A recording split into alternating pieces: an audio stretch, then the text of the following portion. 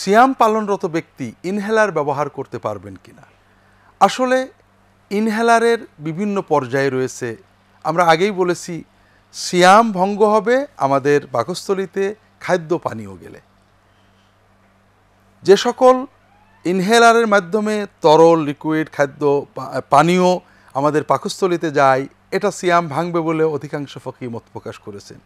আর যার বাতাস শুধু ফুসফুসে যায় এগুলোর মাধ্যমে সিয়াম ভঙ্গ হবে না। এগুলো ইনহেলারের প্রকৃতি, এটার ব্যবহার পদ্ধতি, ডাক্তাররা এ বিষয়গুলো আমাদের জানাতে পারবেন।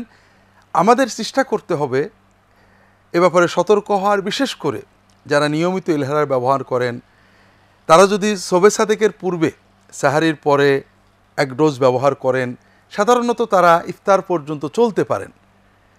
এরপরও যারা ইনহেলার ব্যবহার করতে বাধ্য হন তারা ডাক্তারদের কাছে পরামর্শ নেবেন। সর্বোপরি যদি এমন হয় কারণ ইনহেলার ব্যবহারের প্রয়োজন হয়েছে, তিনি সিয়ামরত আছেন, ব্যবহার না করলে অসুস্থ হয়ে পড়বেন, তিনি অবশ্যই ব্যবহার করবেন।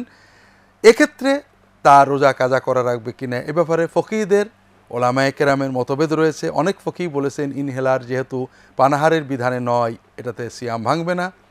অন্যরা বলেছেন যদি ইনহেলারের ঔষধ এর সাথে কোনো তরল লিকুইড পেটে যায় অর্থাৎ পাকস্থলীতে যায় তাহলে ভাঙবে, আর নইলে ভাঙবে না।